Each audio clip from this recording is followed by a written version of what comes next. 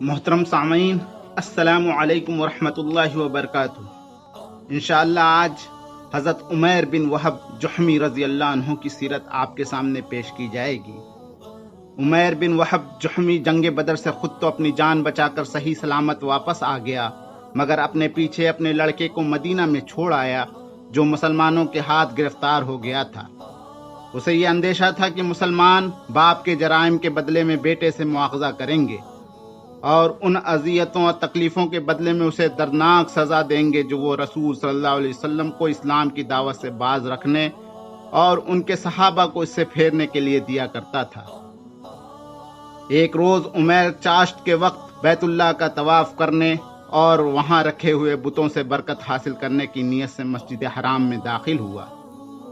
وہاں اس نے صفوان بن امیہ کو حجرے کے پاس بیٹھا ہوا دیکھا تو اس کی طرف بڑھ گیا اور اسے سلام کیا۔ صفوان نے اس کے سلام کا جواب دیتے ہوئے کہا کہ عمیر آؤ بیٹھو، کچھ دیر باتیں کر رہے ہیں، باتوں میں وقت اچھا کٹ جاتا ہے۔ عمیر صفوان کے بازو میں بیٹھ گیا اور دونوں کے درمیان جنگ بدر اور اس میں نازل ہونے والی مصیبتوں کا ذکر چھڑ گیا۔ وہ اپنے ان قیدیوں کو شمار کر رہے تھے جو محمد صلی اللہ علیہ وسلم اور ان کے اصحاب کے ہاتھوں گرفتار ہو گئے تھے۔ صفوان نے ٹھنڈی سانس لیتے ہوئے کہا، خدا کی قسم ان لوگوں کے بغیر اب زندگی میں کوئی لطف باقی نہیں رہ گیا ہے۔ تم صحیح کہہ رہے ہو، عمیر نے اس کی تائید کی، پھر کچھ دیر خاموش رہنے کے بعد بولا، رب کعبہ کی قسم اگر میرے ذمہ قرض نہ ہوتے جن کی ادائیگی کا میرے پاس کوئی بندوبست نہیں ہے، اور میرے اہل و عیال نہ ہوتے جن کے اپنے بعد ہلاک ہو جانے کا مجھے شدید اندیشہ لاحق ہے، تو میں یثرب جا کر محمد صلی اللہ علیہ وسلم کا خاتمہ کر دیتا اور اس فتنے کا سد باب کر دیتا جو ہمارے لیے پریشانی کا سبب ہوا ہے، نعوذ باللہ من ذالک۔ پھر وہ سرگوشی کے انداز میں بولا، مسلمانوں کے یہاں میرے لڑکے وہب کی موجودگی کے سبب میرا وہاں جانا ان کے لیے کسی تشویش یا صبح کا باعث بھی نہیں ہوگا۔ صفوان نے عمیر کی اس بات کو غنیمت سمجھا اور وہ نہیں چاہتا تھا کہ ہاتھ آیا ہوا یہ بہترین موقع ضائع ہو، اس لیے عمیر کو مخاطب کرتے ہوئے بولا، عمیر تم اپنا سارا قرض میرے اوپر چھوڑ دو، چاہے وہ جتنا بھی ہوگا میں اسے تمہاری طرف سے ادا کروں گا، اور تمہارے اہل و عیال کو اپنے اہل و عیال میں شامل کر کے زندگی بھر ان کی پوری کفالت کرتا رہوں گا۔ میرے پاس جو دولت موجود ہے وہ ان سب کے گزر بسر کے لیے کافی ہے، وہ اس سے خوشحالی و فراخی کے ساتھ زندگی گزار سکتے ہیں۔ تب ہماری اس باہمی گفتگو کا اپنے ہی تک محدود رکھنا، کسی دوسرے کو اس سے آگاہ نہ کرنا۔ عمیر نے صفوان کو رازداری کی تاکید کرتے ہوئے کہا، میں تمہارے لیے اس کا ذمہ لیتا ہوں۔ صفوان نے اس کو اطمینان دلایا۔ عمیر مسجد سے اٹھ کر باہر آیا تو اس کے دل میں محمد صلی اللہ علیہ وسلم کے خلاف بغض و کینہ کی آگ بھڑک رہی تھی۔ وہ اپنے اس ناپاک منصوبے کی تکمیل کے لیے ضروری انتظامات میں مشغول ہو گیا۔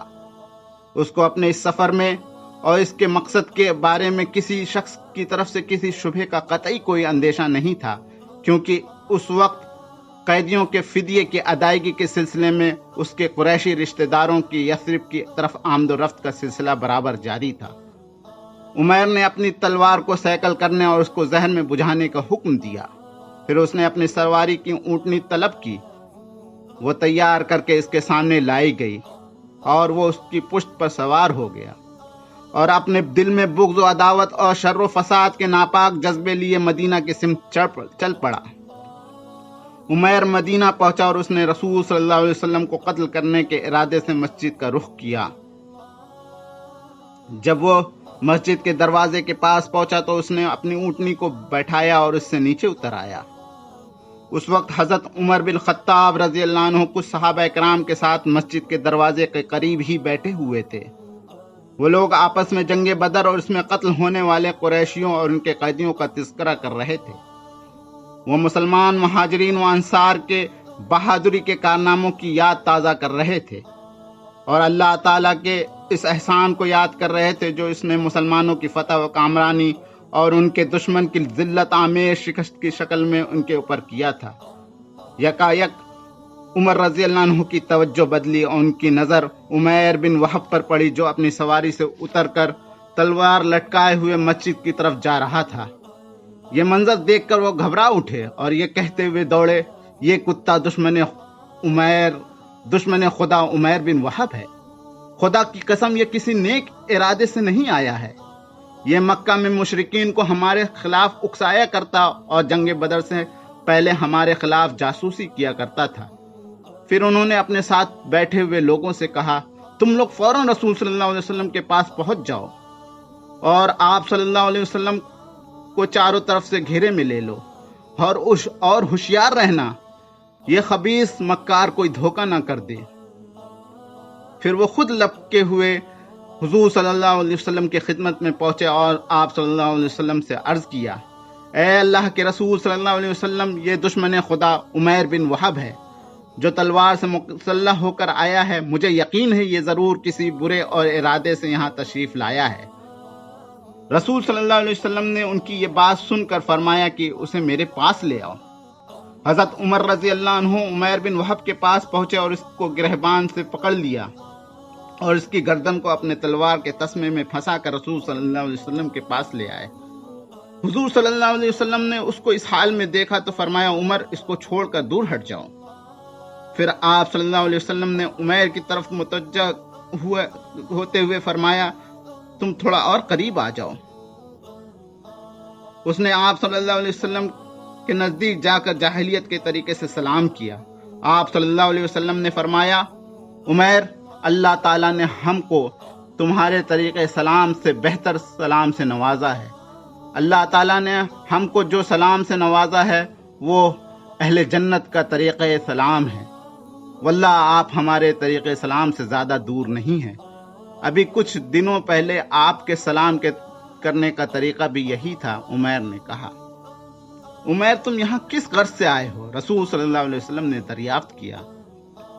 اس قیدی کی رہائی کی امید لے کر آیا ہوں جو آپ کے قبضے میں ہے، آپ اس کو رہا کر کے میرے اوپر احسان کیجیے، عمیر نے بہانہ بنایا۔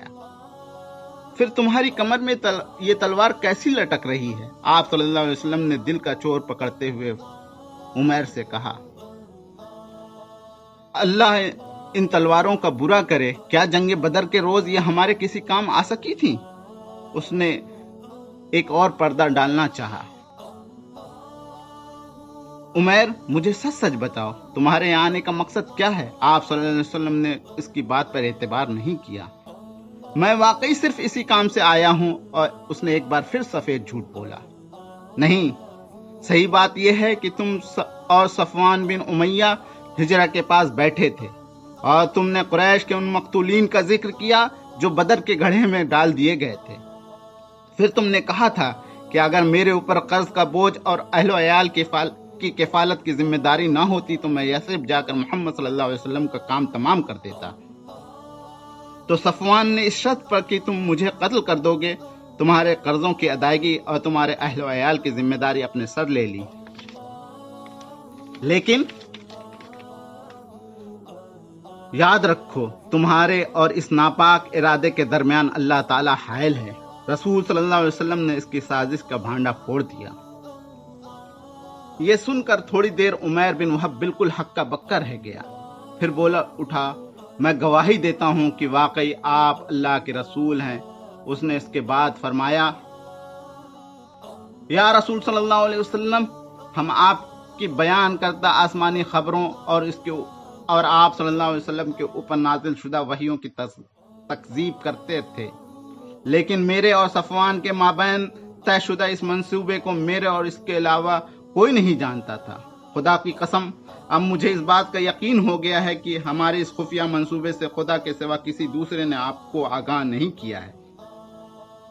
اللہ کا شکر ہے کہ وہ مجھے یہاں کھینچ لایا تاکہ مجھے دولت ایمان سے سرفراز فرمائے۔ پھر وہ کلمہ شہادت پڑھ کر دائرہ اسلام میں داخل ہو گیا۔ تب رسول صلی اللہ علیہ وسلم نے صحابہ کرام سے فرمایا، اپنے دینی بھائی کو لے جاؤ، انہیں دین سکھاؤ، قرآن کی تعلیم دو اور اس کے قیدی کو آزاد کر دو۔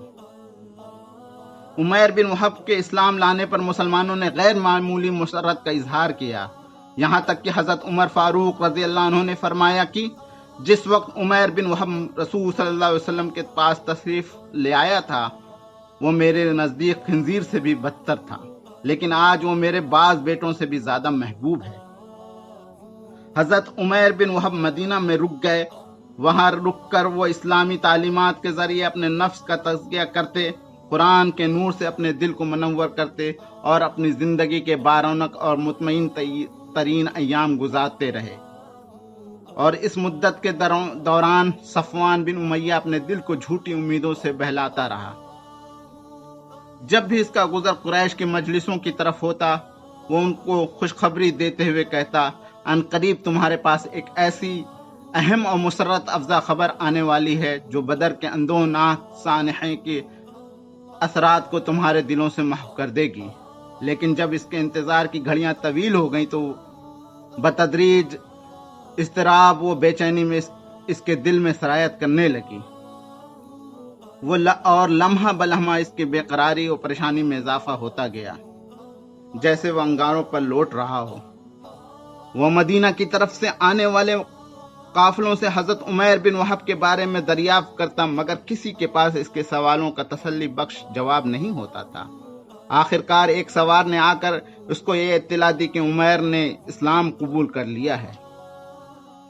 یہ خبر صفوان بن امیہ پر بجلی کی بن کر گری، کیونکہ اس کو اس بات کا یقین تھا کہ عمیر بن وہب ہرگز اسلام قبول نہیں کر سکتا، چاہے روئے زمین پر بسنے والا ہر شخص مسلمان ہو جائے۔ ادھر حضرت عمیر بن وہب رضی اللہ عنہ برابر اپنے دین کا علم حاصل کرتے رہے اور جہاں تک ممکن ہوا اپنے رب کے کلام کو حفظ کرتے رہے۔ پھر ایک روز انہوں نے رسول صلی اللہ علیہ وسلم کی خدمت میں حاضر ہو کر عرض کیا، اے اللہ کے رسول صلی اللہ علیہ وسلم، ماضی میں ایک طویل مدت تک میں خدا کے نور کو بجھانے کی کوشش میں لگا رہا اور دین اسلام کو قبول کرنے والے کو سخت قسم کی اذیتیں دیتا رہا۔ اب میں چاہتا ہوں کہ آپ صلی اللہ علیہ وسلم مجھے مکہ جانے کی اجازت مزاحمت فرما دیں تاکہ وہاں پہنچ کر میں قریش کو خدا اور اس کے رسول صلی اللہ علیہ وسلم پر ایمان لانے کی دعوت دوں۔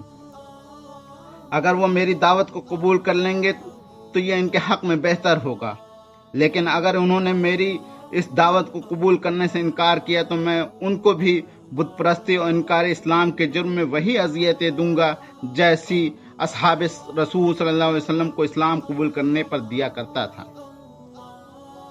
رسول صلی اللہ علیہ وسلم نے ان کو اجازت دے دی۔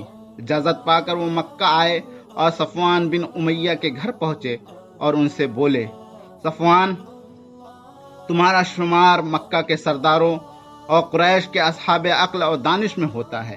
کیا واقعی تم یہ سمجھتے ہو کہ ان پتھروں کی پرستش اور ان کے لیے قربانیوں کرنے کا جو طریقہ تم لوگوں نے اختیار کر رکھا ہے وہ عقل کی روح سے زندگی گزارنے کا صحیح طریقہ ہے؟ میں تو اسے درست نہیں سمجھتا، اور اس بات کی گواہی دیتا ہوں کہ اللہ کے سوا حقیقی معبود کوئی نہیں ہے اور محمد صلی اللہ علیہ وسلم اس کے رسول ہیں۔ پھر حضرت عمیر بن وہب رضی اللہ عنہ مکہ میں دعوت اسلام کے کام میں مشغول ہو گئے اور بڑی تعداد میں لوگوں نے ان کے ہاتھ پر مشرف اسلام ہوتے رہے۔ اللہ تعالی حضرت عمیر بن وہب رضی اللہ عنہ کو بہترین اجر سے نوازے، اللہ ان سے راضی ہو جائے۔ وآخر دعوانا الحمدللہ رب العالمین۔